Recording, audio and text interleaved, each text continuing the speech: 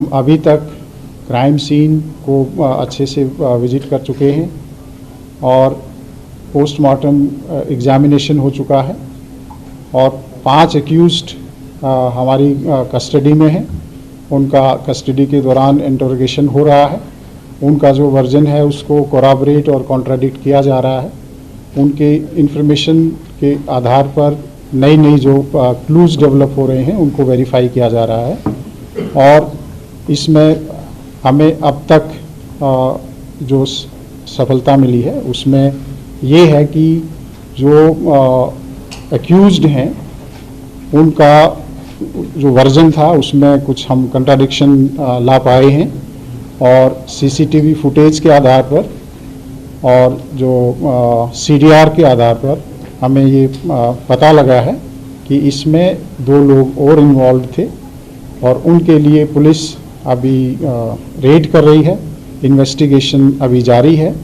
इसमें एक sustained interrogation के आधार पे ये पता लगा है हमें कि जो दीपक था वो उसने अपने आप को ड्राइवर बताया था, लेकिन इंटरोगेशन के दौरान हमें पता लगा है कि एक्चुअली जो गाड़ी थी वो अमित ड्राइव कर रहा था और ये इसके हमारे पास साइंटिफिक एविडेंस हैं और 2 लोग जो जिन्होंने ये आइडेंटिटी किसी की कंसील करने की कोशिश की थी, ये ड्राइवर नहीं था अमित, उसके जो सहयोगी हैं उनको इस केस में एक्यूज बनाया गया है। अभी हमारी टीम इन्वेस्टिगेशन रेड्स कर रही हैं। इसके साथ साथ जो तमाम पहलू हैं, नई चीज़ें इसमें डेवलप हो रही हैं, जैसे सीसीटीवी फुटेज हमें मिल रही है, उसका एग्जामिनेशन हो रहा है। आई विटनेस जो हमें मिली है उसकी स्टेटमेंट 164 की हो चुकी है। इसके अलावा जो फॉरेंसिक की रिपोर्ट है अभी उसका हमें इंतज़ार है। इन्वेस्टिगेशन में अभी कुछ पहलू हैं जिन पे अभी काम चल रहा है और पोस्टमार्टम रिपोर्ट जो है उसकी फाइनल रिपोर्ट अभी आनी बाकी है। और इसके अलावा जो हमारे जो सीसीटीवी कैमरा के कुछ टाइमिंग्स हैं जिसमें जो कहीं पर सिंक्रोनाइजेशन लगता है कि टाइमिंग अलग अलग है, उसकी प्रॉपर मैचिंग जारी है। और जो इन्वेस्टिगेशन हुआ है उसके जो कुछ महत्वपूर्ण बिंदु ये हैं कि जो एक्यूज्ड पार्टी है और जो इसमें डिसीज्ड है उसका कोई कॉल डिटेल के आधार पर और जो अब तक इन्वेस्टिगेशन हुआ है कोई पुराना लिंक नहीं है, कोई पुराना कनेक्शन इसमें अब तक हमें नहीं मिला है। इसके साथ साथ जो एक्यूज्ड हैं और इसमें जो हमें आई विटनेस मिली है उसके भी जो सीडीआर का एनालिसिस है और जो अब तक हमारी एविडेंस है उसके आधार पर कोई पुराना कनेक्शन नहीं मिला है। पोस्टमार्टम एग्जामिनेशन में आपको पहले ही बताया जा चुका है कि कोई भी इस तरह की इंजरी नहीं मिली थी जो कि सेक्सुअल असॉल्ट को इंडिकेट करती हो।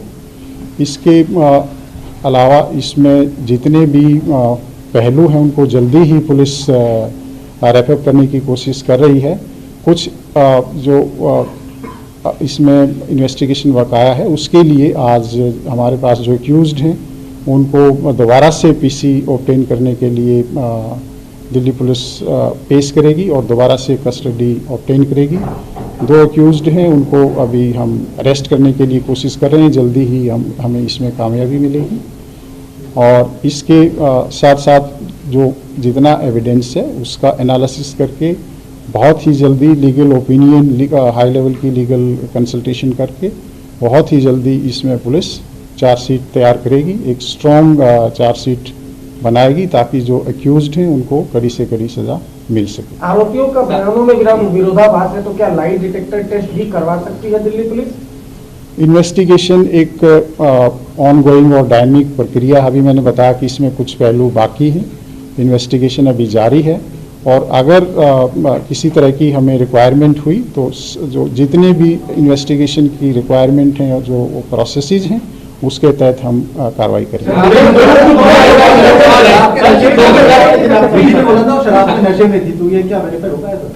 एक हाँ, क्या क्वेश्चन? निधि खुद या पीड़िता के बारे में जो आई विटनेस है, वो आई विटनेस का जो स्टेटमेंट 164 में हमने दर्ज कराया है उसके जो कंटेंट है वो मैं आपको रिवील नहीं कर सकता। उसने कहीं कोई प्राइवेट स्टेटमेंट दी है उसके बारे में मेरे लिए कुछ कहना संभव नहीं है। इसके अलावा जो पोस्टमार्टम एग्जामिनेशन की फाइनल रिपोर्ट आएगी उसके आधार पर हम कह सकते हैं कि पी थी या नहीं पी थी। वैसे भी अगर कोई ड्रिंक करता है या नहीं करता है इस केस में कोई रेलेवेंस नहीं रखता, क्योंकि 304 आईपीसी का केस है, तो वो एक फैक्ट इरेलीवेंट है और वो हमारे लिए कोई बहुत रेलेवेंट फैक्टर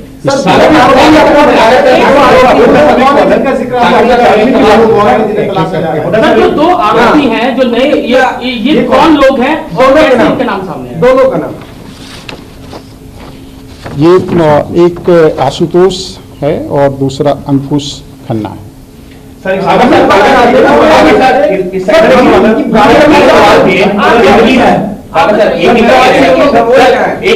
निधि को लेकर के 3 सवाल है। पहला मैं एक सेकंड की बात की आपने चार्जशीट दाखिल करेंगे तो कब तक चार्जशीट दाखिल हो जाएगी? देखिए, जैसे कि मैंने बताया कि इसमें इन्वेस्टिगेशन काफ़ी आगे बढ़ चुका है। जो प्राइमरी चीज़ें थी हम कर चुके हैं, लेकिन बहुत इंपॉर्टेंट चीज़ें भी अभी बची हुई हैं, तो हम पीसी लेंगे। उसके बाद हमारी कुछ रिपोर्ट्स आएंगी, कुछ कैलिब्रेशन होगा, एनालिसिस होगा, लीगल ओपिनियन ली जाएगी। उसके बाद पूरी तरह से एविडेंस कलेक्ट करके हम इसको चार्जशीट करेंगे। लेकिन हमारी कोशिश है जल्दी होगी। जैसे कि आपको मालूम ही है कि 1 तारीख का इंसिडेंट है, आज 5 तारीख है। 5 तारीख की सुबह तक हमने क्या क्या काम किया, हमारी 18 टीम लगी हुई है, बहुत ही एक्सपीरियंस्ड ऑफिसर्स की। डीसीपी खुद एसआईटी हेड कर रहे हैं, ज्वाइंट एडिशनल सीपीयूज को गाइड कर रहे हैं, और डीसीपी द्वारका भी इसमें हमें सहयोग कर रहे हैं। तो बहुत ही स्ट्रॉन्ग एंड कैपेबल ऑफिसर्स की 18 टीम है जो दिन रात काम कर रही हैं, आप सभी को मालूम है।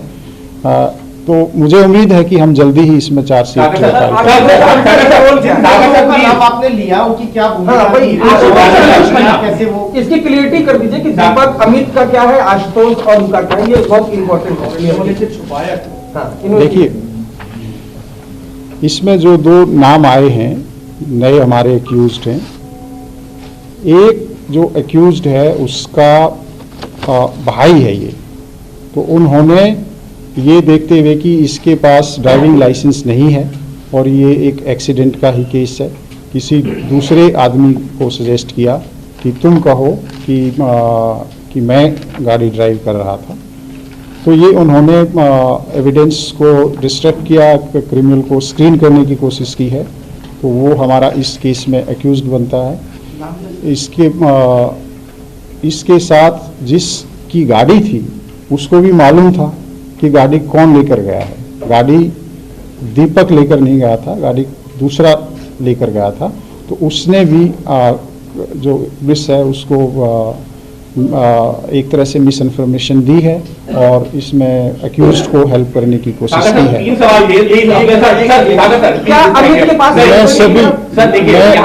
मैं सभी का जवाब दूंगा। रिलैक्स कीजिए, आप रिलैक्स कीजिए, पहले इसको कंप्लीट करने दीजिए। ठीक है। इसका एक मिनट इससे कंप्लीट। जब ये एक्सीडेंट हुआ और जहां गाड़ी लास्ट तक गई, उस दौरान ये दोनों कहीं थे या बाद में ऐड हुए? 2 कैसे ऐड हुए?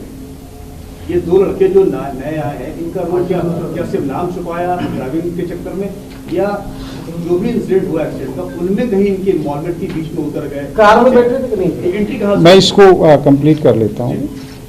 इसमें इन दोनों में से कोई कार में कहीं हमारे पास अभी तक एविडेंस नहीं आया है। इन्होंने एक तरह से इनको स्क्रीन करने की कोशिश की है, मिस इन्फॉर्मेशन किया है, इनको हेल्प किया है। जिन्होंने क्राइम किया, जिन्होंने इतना ग्रूसम क्राइम किया है, उनको प्रोटेक्ट करने की कोशिश की है। तो ये एक क्रिमिनल ऑफेंस अपने आप में बनता है। तो इसलिए हमारी बहुत सी टीम्स अभी लगी हुई हैं, इनको भी हम अरेस्ट करेंगे, फिर इनका फर्दर सस्टेन्ड इंटरोगेशन होगा और उसके आधार पर इन्वेस्टिगेशन आगे बढ़ेगा। इसके साथ साथ कि ड्राइविंग लाइसेंस नहीं था अमित के पास, अभी तक जो इन्फॉर्मेशन है वो नहीं था। अगर बाकी इन्वेस्टिगेशन अभी जारी है, फाइनली कुछ उसमें होगा तो हम आपसे फिर शेयर करेंगे। सर, निधि को लेकर के 2-3 सवाल उठाए हैं। पहला सवाल, परिवार कह रहा है कि निधि का रोल सस्पिशियस है, 302 का मुकदमा दर्ज होना चाहिए। दूसरा सवाल, जो निधि की मां कह रही है कि निधि ने खुद ये बताया कि गाड़ी को आगे पीछे करके पीड़िता के ऊपर चढ़ाया गया, मृतका के ऊपर चढ़ाया गया, क्या 302 का मुकदमा बनता है? तीसरा सवाल उसी से जुड़ा हुआ, निधि का स्टेटमेंट कितना रिलायबल मान रही है पुलिस, क्योंकि 164 का बयान दर्ज करवाया है, क्या निधि इस मामले में सिर्फ एक गवाह है या उसका भी रोल अभी कहीं पर सवाल की घेरे में? अभी तक जो पुलिस का इन्वेस्टिगेशन है, इसमें आपको सभी को मालूम है कि आपके दिमाग में भी बहुत से क्वेश्चंस थे, हमारे दिमाग में भी बहुत क्वेश्चंस थे कि ये क्या कोई इसके साथ और था या कहाँ से ये आई थी, लास्ट सीन कौन था, ये सारे तमाम क्वेश्चंस आपके दिमाग में भी थे, हमारे दिमाग में भी थे। तो इसलिए पुलिस इस मामले में लगी हुई थी। सारी छानबीन के बाद एक हमें पता लगा कि ये लास्ट लोकेशन कहाँ आ रही थी लड़की की, हमने वो स्पॉट आइडेंटिफाई किया, वहाँ से कुछ हमें क्लू मिले कि यहाँ से ये लड़की किसी और के साथ बैठकर कहीं आ रही है। तो उसके थ्रू हम आई विटनेस तक पहुँचे हैं, जो कि सीसीटीवी फुटेज है। इसके साथ साथ जहाँ पर ये दोनों लड़कियाँ थी, वहाँ पर जो होटल है उसका रिकॉर्ड है, उसका डॉक्यूमेंट्री एविडेंस है, इसके नाम बुक है, इसने बुक कराया है, उस तरह की डिटेल हमारे पास है। तो लास्ट सीन हमने इस्टेब्लिश किया, बिकॉज कहीं भी कोई भी जब कोई इस तरह का हादसा होता है, मिसिंग है या कोई मर्डर है, तो हमारे लिए ये बहुत इम्पॉर्टेंट है कि लास्ट में कौन था या कोई आई विटनेस है इसका। तो लास्ट सीन को ट्रेस करते हुए हम इस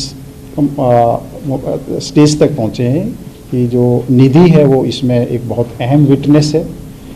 और आप सभी को मालूम है कि इस तरह के केसेस में जो विटनेस होते हैं उनको भी एक तरह से अच्छे से एग्जामिन करना, उसको हमारी बहुत ज़रूरी एक प्रक्रिया है।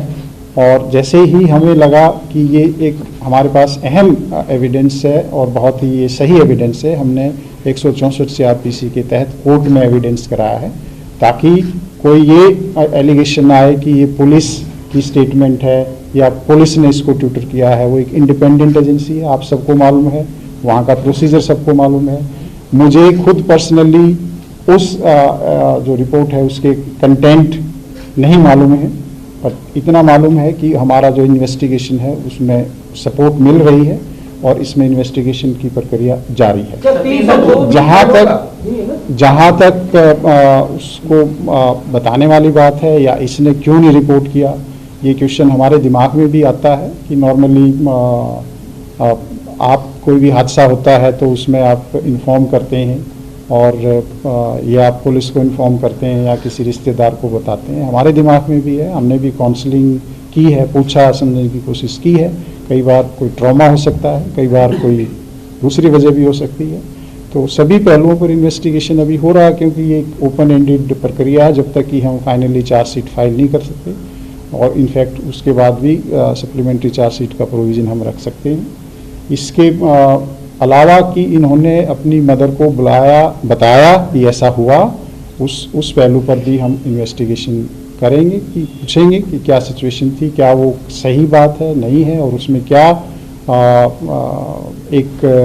क्या अटेम्प्ट हुई किसी को इन्फॉर्म करने की या नहीं हुई। वो एक इन्वेस्टिगेशन है, उस पर हम आगे काम करेंगे। जो बुक था वो निधि के नाम पर था, तो क्या निधि ने इस लड़की को बुलाया था, जो मृतका है उसे बुलाया था निधि ने, या ये कहानी क्या है? क्योंकि 4 लोगों का भी इन्वॉल्वमेंट था पहले, कल परिवार तमाम चीजों पे सवाल भी उठा रहा था। देखिए,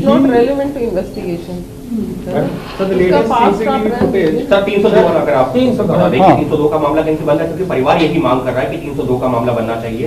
और जिस तरीके से जो चीजें सामने आ रही है, चाहे वो निधि का बयान हो, क्या नया सेक्शन ऐड हो सकता है क्या? देखिए, जो जिस तरह से हमारे पास अभी डिटेल आ रही है और इन्वेस्टिगेशन में हमें स्टेटमेंट्स के माध्यम से या दूसरा इंटरोगेशन के माध्यम से पता चल रहा है कि ये जो इंसिडेंट है, it's a very gruesome incident, और इसके लिए कि सही मायने में जो विक्टिम है, अंजलि है, उसको जस्टिस मिल सके, तो हमारे लिए ये बहुत ज़रूरी है कि हम जो एविडेंस है वो कड़े से कड़ा एविडेंस, सख्त से सख्त एविडेंस इकट्ठा करें, और जो बिल्कुल सही एप्रोप्रिएट सेक्शंस हैं उनमें हम चार्जशीट तैयार करें। इसके लिए हमारे पुलिस अधिकारी बहुत जो एक्सपीरियंस्ड लोग हैं वो लगातार इस पे चर्चा कर रहे हैं और जो लीगल एक्सपर्ट्स हैं उनकी भी ओपिनियन ली जा रही है और इसमें एक स्पेशल पब्लिक प्रोसिक्यूटर भी अपॉइंट किया जा रहा है ताकि किसी भी तरह से ये जो केस है हमारे कोई ये कोलैप्स ना करे, फेल ना हो, कोई इसमें कोई लूप होल ना रह जाए, इन्वेस्टिगेशन पॉइंट ऑफ व्यू से and legal point of view से। 302 लगना या 304 लगना ये एक लॉ का मैटर है, इसमें मेरे चाहने से या किसी और के चाहने से बिना एविडेंस के, बिना फैक्ट एंड सर्कमस्टांसेस के नहीं हो सकता है। इसका पूरी तरह से उसके लिए मर्डर के लिए आप सभी को मालूम है कि एक मोटिव होना बहुत ज़रूरी होता है, एक इंटेंशन होना बहुत ज़रूरी होता है। अभी तक का जो इन्वेस्टिगेशन है उसमें हम इस स्टेज पे नहीं पहुंचे हैं। जैसे कि मैंने आरंभ में बताया कि सीडीआर और सीसीटीवी के एनालिसिस से एक्यूज्ड और डिसीज्ड का कहीं कोई कनेक्शन हमें नहीं मिला है। इसके साथ साथ जो एक्यूज्ड हैं उनका और जो आई विटनेस है उसका भी कोई कनेक्शन हमें नहीं मिला है। कोई हादसा होता है और उसमें अगर कोई मोटिव या कोई एक इंटेंशन क्लियर कट ना हो तो उसमें 302 इस्टेब्लिश करना पुलिस के लिए एक बहुत बड़ा चैलेंज है। ये केस आप देखते हैं पहले भी इंसिडेंट हुए हैं, एक BMW का इंसिडेंट था, मैटर बहुत हाई लेवल सुप्रीम कोर्ट के लेवल तक जाता है। 304, 302, 304A ये लीगल इश्यूज हैं, पुलिस को जो लॉ के तहत कार्रवाई करनी पड़ती है। तो अभी तक का इन्वेस्टिगेशन क्लियरली इंडिकेट करता है कि 304 के लिए फिट केस है। उसके लिए भी हमें बहुत ही स्ट्रॉन्ग एविडेंस इकट्ठे करने हैं और वो काफ़ी कुछ हमारे पास आ चुके हैं और काफ़ी एविडेंसेस और अब हम इकट्ठा करेंगे। कोर्ट में टिक पाएगा, इतने सबूत पुलिस इकट्ठा कर लेगी कि जो धाराएं लगाई हैं उनको कोर्ट में? मुझे पूरा विश्वास है कि जिस हिसाब से पुलिस ने इसमें इतना फास्ट इन्वेस्टिगेशन किया है और फर्स्ट कोई ही 5 एक्यूज अरेस्ट कर लिए गए थे और उसके बाद पोस्टमार्टम एग्जामिनेशन, उनका फॉरेंसिक एग्जामिनेशन, सारे जो एविडेंसेस कलेक्ट हुए हैं, पुलिस को पूरा विश्वास है कि हम इसमें एक बहुत ही स्ट्रॉन्ग केस बनाने में सफल होंगे। गाड़ी के नीचे कुछ फंसा हुआ ये कुछ पता चलता है? कब पता लगा उसको?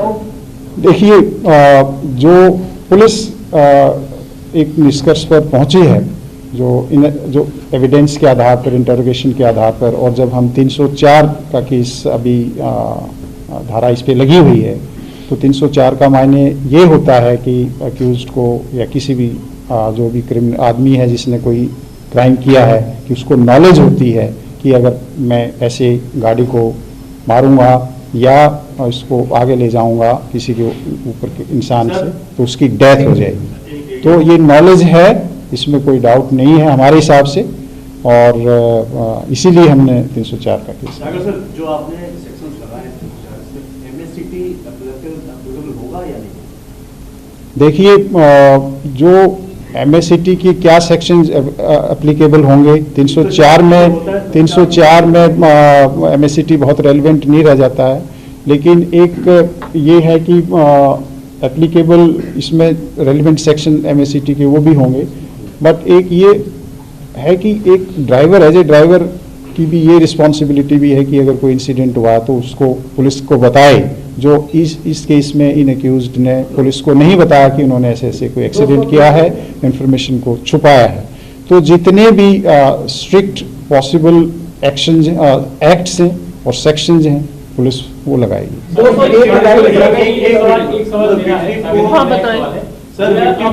एक मिनट, आपको मैं मौका दे चुका हूँ। मेरे इन्वेस्टिगेशन हुआ है और आपको सबूत मिले हैं, उसके साथ लग रहा है कि सिंपल एक्सीडेंट नहीं है, कॉन्स्पिरेसी की तरह।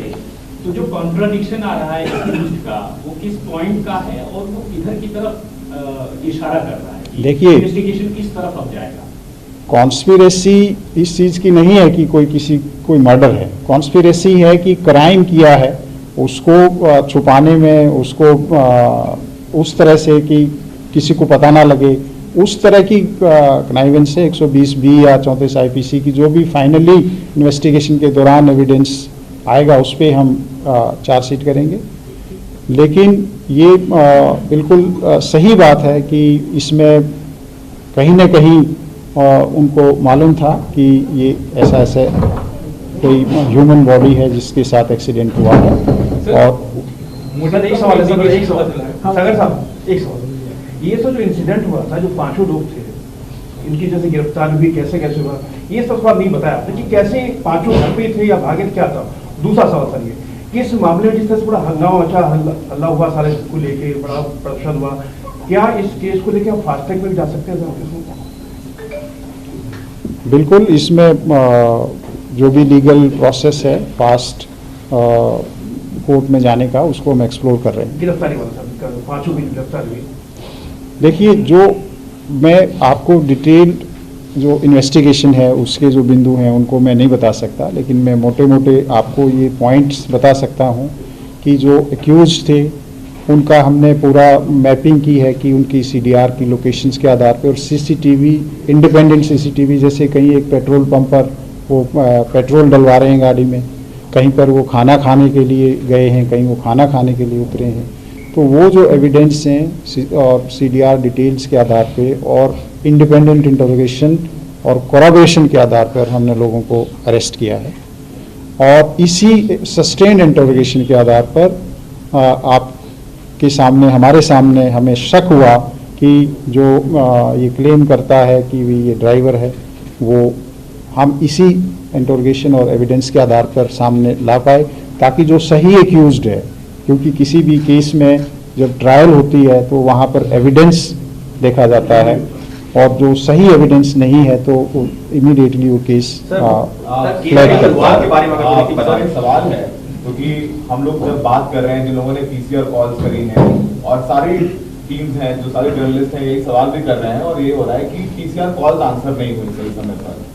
अगर हो जाती तो शायद इतना ब्रूटल नहीं होता है पूरा किस्सा। तो क्या कोई इंटरनल इंक्वायरी भी कर रहे हैं आप लोग, जिन्होंने PCR कॉल्स आंसर करने के बाद एक्शन नहीं लिया, कुछ उन पर भी एक्शन लेंगे ताकि कड़ा संदेश जाए कि आगे से अगर ऐसे PCR कॉल्स आए तो उसे थोड़ा सख्ती के साथ, थोड़ा सीरियस तरीके से देखा जाए? सवाल तो पुलिस के लिए।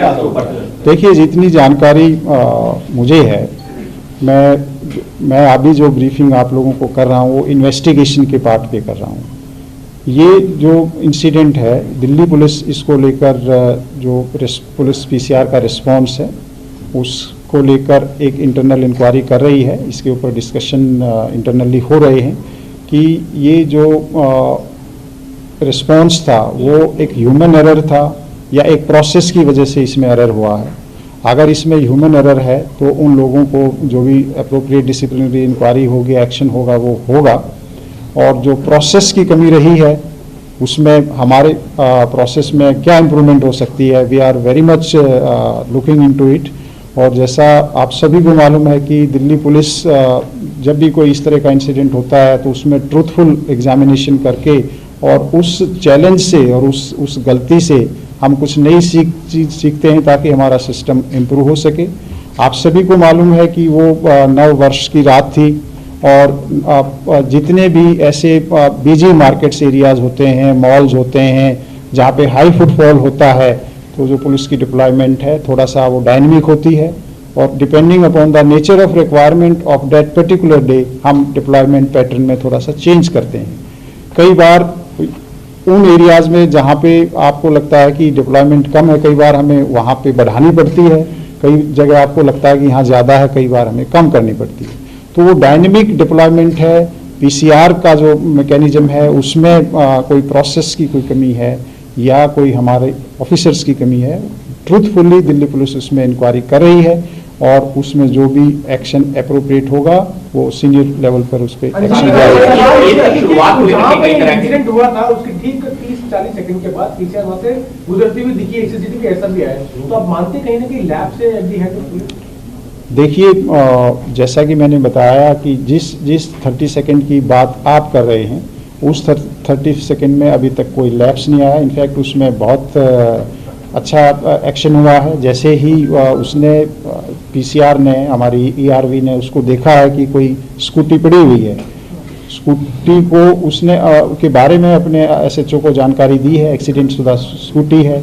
उसके बाद उस स्कूटी का नंबर लिया गया है उस स्कूटी के नंबर ट्रैफिक से नंबर लेके जिस जो एड्रेस आया है उस स्कूटी के एड्रेस उसके घर पे भेजा गया है।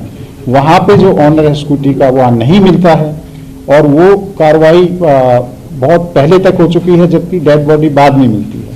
तो ऐसा नहीं है कि पुलिस का रिस्पांस ठीक नहीं था। We were not lucky that day कि वो अगर हमारी ERV थोड़ा सा पहले उसको देख लेती तो प्रोबेबली इस लड़की की जान चली जाती। लेकिन this is beyond human control. जब एक किसी ERV ने देखा ही नहीं तो ये उसको ये कहना कि जी कमी रही है, मैं उस पॉइंट पर आपको कितना टाइम अब तक आ रहा है पूरी जांच में, कितने घंटे तक वो गाड़ी घूमती रही, इसका पता चला? इसी का सप्लीमेंटरी भी है। 4 किलोमीटर शुरुआत से बहुत सारे कंफ्यूजन है। पुलिस की जांच में अब तक क्या क्या है, कितने बजे एक्सीडेंट हुआ, बाकी अब तक जो है शुरुआत, क्योंकि अभी तक सिर्फ हियरसे पे कितने बजे ये CCTV आ गया है, कितने बजे घटना हुई। देखिए हमें बताता हूँ कि जो अभी तक इन्वेस्टिगेशन है और आपको मालूम है कि जो इलेक्ट्रॉनिक एविडेंस है, CCTV फुटेज है, उसमें कैलिब्रेशन का इशू रहता है। बट मैं I can be as precise as कि ये इंसिडेंट 2:04 और 2:06 के बीच हुआ होगा, तो हम यहाँ तक पहुँच गए। मैं ये भी कह सकता हूँ कि 2:05 पे हुआ है, तो आप उससे बहुत आगे पीछे नहीं जा सकते हैं। अगर हम 2:05 मानते हैं तो अगर हम स्ट्रेच करते हैं जबकि बॉडी मिली है कहीं पर एक्चुअली, तो वो 4:15 के आसपास का टाइम है। एग्जैक्ट नंबर टाइम मैं रिमेंबर नहीं कर रहा हूँ। अनफॉर्चुनेटली बॉडी ड्रैग की गई है और वो जो स्ट्रेच है आप सभी को मालूम है वो हरियाणा को जाता है, वो रोड जोनती बॉर्डर है, तो रात का टाइम है, PCRs हैं वहाँ पर। तो जैसा कि मैंने बताया कि उस रिस्पॉन्स में जो भी अगर हमारे को इम्प्रूवमेंट की कोई गुंजाइश है तो हम उसको इंटरनली स्टडी कर रहे हैं साइंटिफिकली, उसको हम इम्प्रूव करेंगे। और जहाँ कोई ह्यूमन एरर है और कोई है तो उसके ऊपर भी अप्रोप्रिएट एक्शन। अंकुश क्या फरार है? आशुतोष और अंकुश क्या सर फरार? How much kilometre she was driving? देखिए जो एरिया जो डिस्टेंस है वो लगभग 10-12 किलोमीटर का है, लेकिन कितने किलोमीटर एक्चुअल ड्रैग की मेरे लिए बताना अभी संभव sir, one of the footage shows 4 men escaping the car। फरार है, हम ये मान के चलें? क्या दोनों एक्सपोर्टिंग हैं पुलिस और अंकुश आप लोग की डिटेंशन में? नहीं, अभी हमारी टीम्स लगी हुई हैं उनको अरेस्ट करने के लिए। सर गाड़ी आशुतोष की थी, ये बात सर हमारे हम लोग भी गए थे उसके घर, आशुतोष के घर भी जा चुके हैं और उसके अंकुश के घर भी, लेकिन वो देवर मतलब ना पुलिस के पास है ना घर के किसी सदस्य को। तो वही तो मैंने बताया कि अगर आप हमारे पास होते तो मैं बता देता। हाँ, और अगर आपके पास है तो आप बता दीजिए। अंजलि का मोबाइल मिल गया सर? अंजलि का मोबाइल फोन सर एक फुटेज में चारों लोग निकलते हुए दिख रहे हैं, क्या ये वही लोग 4 लोग हैं? देखिए फुटेजेस इमर्ज हो रही हैं, ठीक है, हम भी उनको एनालाइज कर रहे हैं और उसी के फुटेजेस के आधार पर हमारे जो क्लू हैं वो डेवलप होते हैं या कोलैबोरेशन या कॉन्ट्रडिक्शन होती है। सर आशुतोष का एक बार रोल बता दें एग्जैक्टली क्या है, क्या उसने सबूत क्या जो ब्लड वगैरह साफ करी, क्योंकि उसी की गाड़ी थी, उसके घर पे गाड़ी लगाई लोगों ने और फिर वो लोग भाग गए पास। देखिए अभी जो इंटरोगेशन होगी उसके बाद ही हम आपको थोड़ा सा इसमें और बता पाएंगे। क्या मोटिव रहा होगा? 2 घंटे चलती रही गाड़ी, पता था उसके बावजूद? देखिए अब ये बड़ा मुश्किल क्वेश्चन है आपका कि वो जवाब देना थोड़ा सा डिफिकल्ट है। मैंने जैसे कि बताया कि इसीलिए हमने 304 IPC ऐड किया है। सर जो कार पार्क की थी उसके बहुत कम समय में एफएसएल की टीम वहां पहुंच गई, तो क्या कार से उस वक्त अब आई थिंक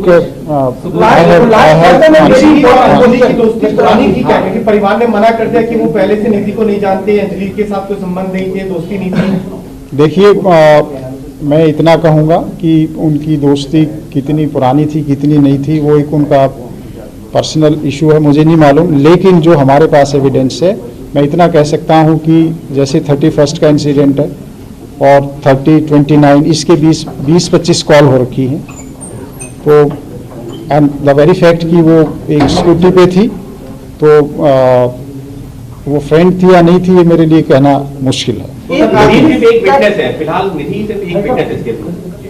सर मेरा एक सवाल है कि अमित का भाई क्या अंकुश है या आशुतोष है? सर, निधि सिर्फ एक विटनेस है, फिलहाल निधि को एक विटनेस के तौर पर ही देखा गया है, उसके स्टेटमेंट को एज इट इज रिलाई किया गया पुलिस के द्वारा।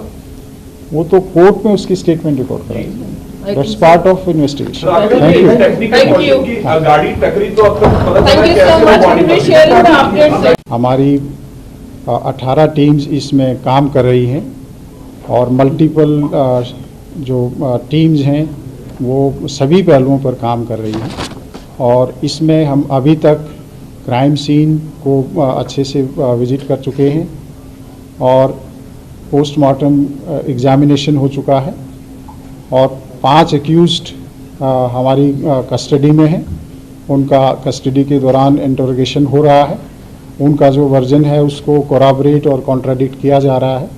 उनके इंफॉर्मेशन के आधार पर नई जो क्लूज डेवलप हो रहे हैं उनको वेरीफाई किया जा रहा है और इसमें हमें अब तक जो सफलता मिली है उसमें ये है कि जो एक्यूज्ड हैं उनका जो वर्जन था उसमें कुछ हम कंट्राडिक्शन ला पाए हैं और सीसीटीवी फुटेज के आधार पर और जो सीडीआर के आधार पर हमें ये पता लगा है कि इसमें 2 लोग और इन्वॉल्व थे और उनके लिए पुलिस अभी रेड कर रही है।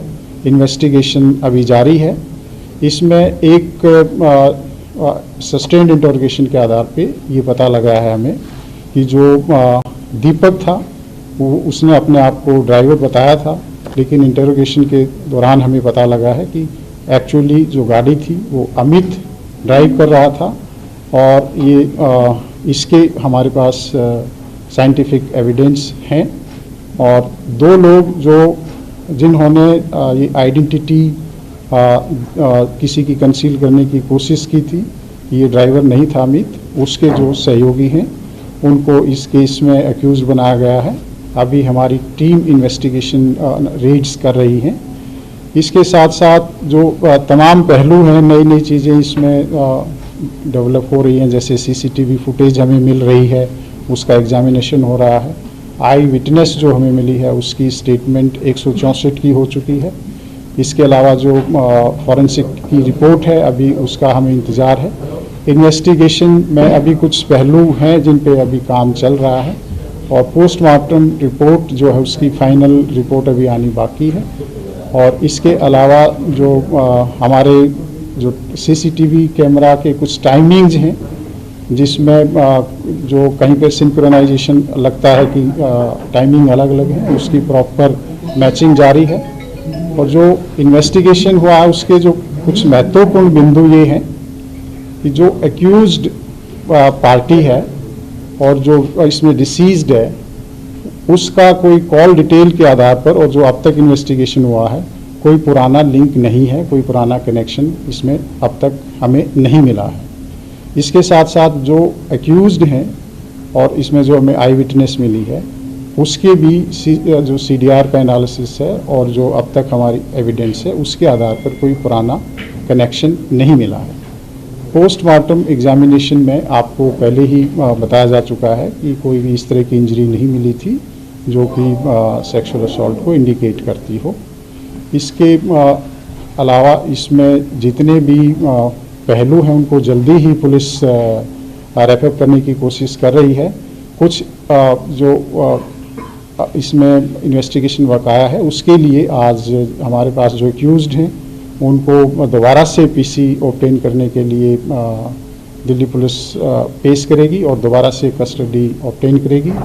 2 एक्यूज्ड हैं उनको अभी हम अरेस्ट करने के लिए कोशिश कर रहे हैं, जल्दी ही हमें इसमें कामयाबी मिलेगी।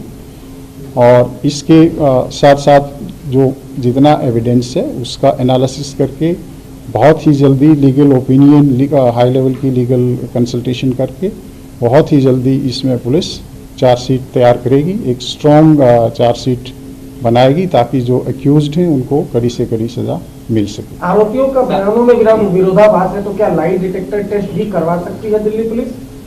इन्वेस्टिगेशन एक ऑनगोइंग और डायनामिक प्रक्रिया, अभी मैंने बताया कि इसमें कुछ पहलू बाकी हैं। इन्वेस्टिगेशन अभी जारी है और अगर किसी तरह की हमें रिक्वायरमेंट हुई तो जो जितने भी इन्वेस्टिगेशन की रिक्वायरमेंट हैं और जो प्रोसेसेस हैं उसके तहत हम कार्रवाई करेंगे। शराब के नशे में थी, तो ये क्या वेरीफाई होगा है? एक हाँ, क्या क्वेश्चन प्लीज? बोला था कि वो शराब के नशे में थी उस रात, तो निधि खुद या पीड़िता के बारे में जो आई विटनेस है, वो आई विटनेस का जो स्टेटमेंट 164 में हमने दर्ज कराया है उसके जो कंटेंट हैं वो मैं आपको रिवील नहीं कर सकता। उसने कहीं कोई प्राइवेट स्टेटमेंट दी है उसके बारे में मेरे लिए कुछ कहना संभव नहीं है। इसके अलावा जो पोस्टमार्टम एग्जामिनेशन की फाइनल रिपोर्ट आएगी उसके आधार पर हम कह सकते हैं कि पी थी या नहीं पी थी।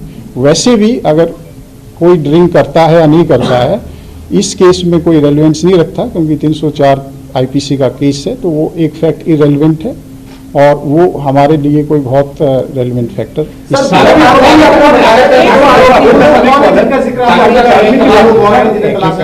जो दो आरोपी हैं जो नए ये कौन लोग हैं और कैसे इनके नाम सामने है? दोनों का नाम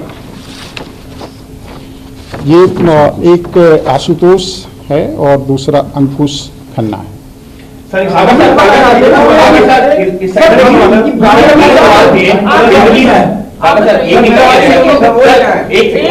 निधि को लेकर के 3 सवाल है। पहला मैं एक सेकंड की बात की आपने, चार्जशीट दाखिल कर रहे हैं, तो कब तक इसमें चार्जशीट दाखिल हो जाएगी? देखिए, जैसे कि मैंने बताया कि इसमें इन्वेस्टिगेशन काफ़ी आगे बढ़ चुका है। जो प्राइमरी चीज़ें थी हम कर चुके हैं, लेकिन बहुत इम्पॉर्टेंट चीज़ें भी अभी बची हुई हैं, तो हम पीसी लेंगे। उसके बाद हमारी कुछ रिपोर्ट्स आएंगी, कुछ कैलिब्रेशन होगा, एनालिसिस होगा, लीगल ओपिनियन ली जाएगी। उसके बाद पूरी तरह से एविडेंस कलेक्ट करके हम इसको चार्जशीट करेंगे। लेकिन हमारी कोशिश है जल्दी होगी। जैसे कि आपको मालूम ही है कि 1 तारीख का इंसिडेंट है, आज 5 तारीख है। 5 तारीख की सुबह तक हमने क्या क्या काम किया, हमारी 18 टीम लगी हुई है, बहुत ही एक्सपीरियंस्ड ऑफिसर्स की। डीसीपी खुद एसआईटी हेड कर रहे हैं, ज्वाइंट एडिशनल सीपीयूज को गाइड कर रहे हैं, और डीसीपी द्वारका भी इसमें हमें सहयोग कर रहे हैं। तो बहुत ही स्ट्रॉन्ग एंड कैपेबल ऑफिसर्स की 18 टीम है जो दिन रात काम कर रही हैं, आप सभी को मालूम है। तो मुझे उम्मीद है कि हम जल्दी ही इसमें चार्जशीट आपने लिया, उनकी क्या कैसे वो इसकी क्लियरिटी कर दीजिए कि दीपक अमित का क्या है, आशुतोष और उनका क्या है, ये बहुत इंपॉर्टेंट है। देखिए, इसमें जो 2 नाम आए हैं नए हमारे एक्यूज्ड हैं, एक जो एक्यूज्ड है उसका भाई है ये, तो उन्होंने ये देखते हुए कि इसके पास ड्राइविंग लाइसेंस नहीं है और ये एक एक्सीडेंट का ही केस है, किसी दूसरे आदमी को सजेस्ट किया कि तुम कहो कि मैं गाड़ी ड्राइव कर रहा था। तो ये उन्होंने एविडेंस को डिस्ट्रैक्ट किया, क्रिमिनल को स्क्रीन करने की कोशिश की है, तो वो हमारा इस केस में एक्यूज्ड बनता है। इसके साथ जिसकी गाड़ी थी उसको भी मालूम था कि गाड़ी कौन लेकर गया है। गाड़ी दीपक लेकर नहीं गया था, गाड़ी दूसरा लेकर गया था। तो उसने भी जो पुलिस है उसको एक तरह से मिस इन्फॉर्मेशन दी है और इसमें एक्यूज्ड को हेल्प करने की कोशिश की है।